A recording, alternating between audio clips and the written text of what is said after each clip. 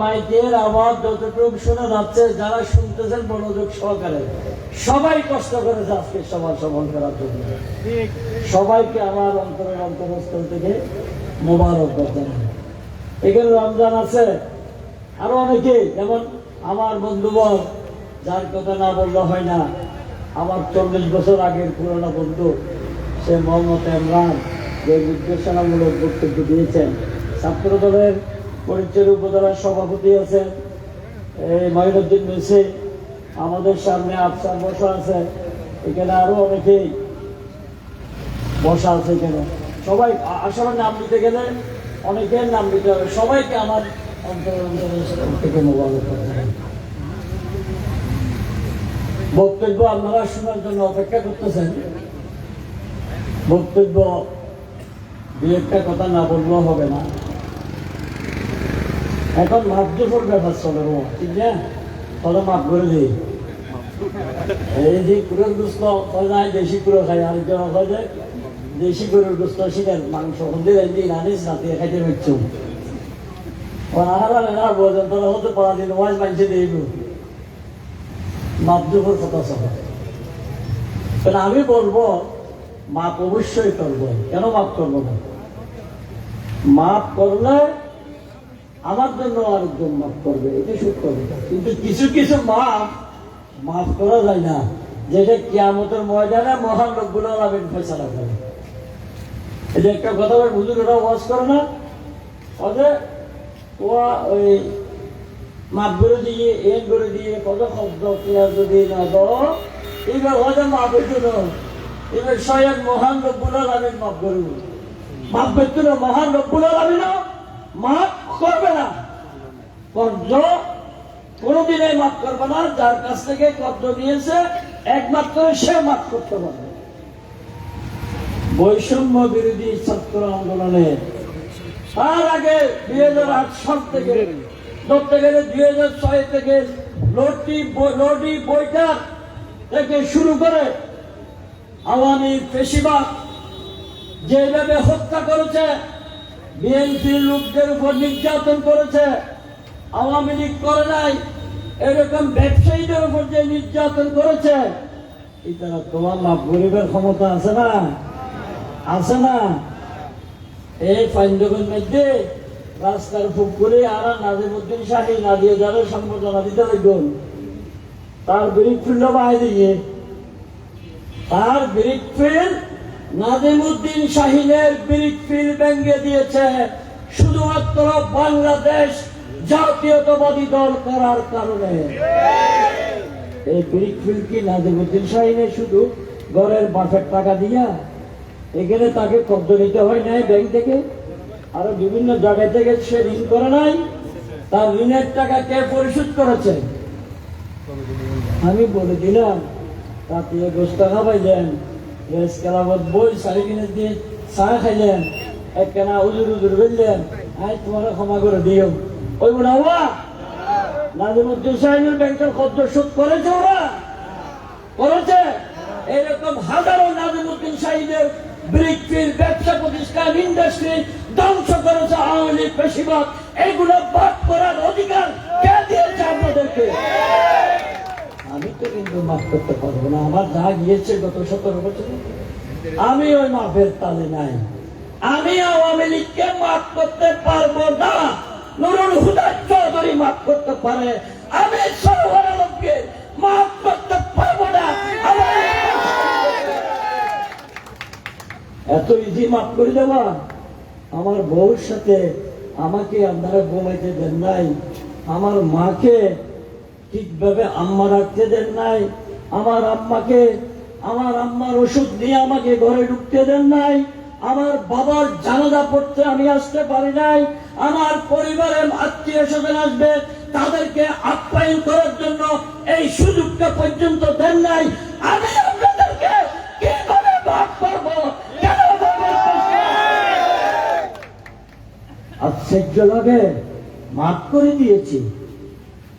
রক্ত লাল হয়ে গেছে ঢাকা শহর, রক্ত লাল হয়ে গেছে রংপুর, আবু সাইদের রক্ত রংপুর রঞ্জিত হয়েছে। শহীদ ওয়াসিমের রক্ত চট্টগ্রামের রঞ্জিত হয়েছে, ফটিকছড়িতে অনেকের ব্যবসা বাণিজ্য ধ্বংস হয়েছে। এই রক্তের উপর হেঁটে হেঁটে আমি মাফ করে দেব, এটা কোনোদিন হতে পারে না। পাঞ্জাবের মানুষ হইতে মেনে নিতে পারে না। আমরা মাফ করতে রাজি না। তুমি তোমার দলকে, তুমি তোমার প্রশাসন সাজিয়ে, তোমার পুলিশ বাহিনী সাজিয়ে, তুমি তোমার অত্যাচারীদেরকে সাজিয়ে, তুমি তোমার পরিবার থেকে শুরু করে তোমার বাহিনী দিয়ে বাংলাদেশ থেকে লুণ্ঠন করে বিলিয়ন বিলিয়ন টাকা নিয়ে তুমি বাংলাদেশ ছেড়ে চলে গিয়েছ। তোমার যে এখানে পেশিবাদের দোষরা আছে তাদেরকে আমরা কোনোদিন মাফ করব না। মাফ করবেন? পারছেন? আত্মীয় স্বজনকে আপ্যায়ন করার জন্য পারছেন?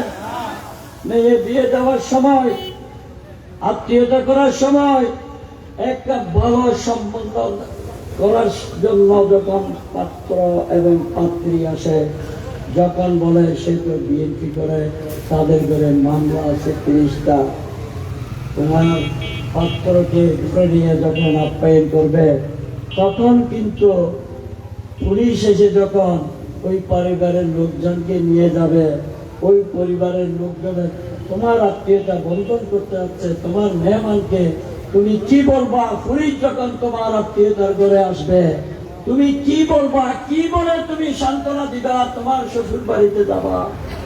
ভালো একটা আত্মীয় স্বজন করতে পারে নাই বাংলাদেশ জাতীয়তাবাদী দলের নেতা কর্মীরা। সত্য কিনা এটা? এটা কি সত্য? আমি কেন মাফ করবো? আমার এই দুঃখ, আমার এই বেদনা, আমার এই যন্ত্রণা, রাত দুটোর পরে আমার ঘরে খাসির মাংস, দেশি গুঁড়োর মাংস খেয়ে আমাকে মাফ করে দাও, আমি কি সে মাফ করতে পারবো? পারবো? তাহলে আজকে ঐক্যবদ্ধ হতে হবে। বিএনপির বিরুদ্ধে ষড়যন্ত্র চলছে, অনেকে অনেক রকম কথা বলে, অনেকে অনেক রকম মিডিয়ার যুগে অনেক নানান রকমের কথাবার্তা বলছে। একটা জিনিস দেখবেন, হাতের আঙ্গুল যেমন 5টা একরকম না, দানের সাথে স্বভাব আছে। আছে কি নাই? যারা বাংলাদেশ জাতীয়তাবাদী দলে অনুপ্রবেশ করে কিছু কিছু অসাধু কাজ করছে, আমাদের দলের ভারপ্রাপ্ত চেয়ারম্যান নির্দেশ দিয়েছে এবং অলরেডি কার্যকর হয়েছে।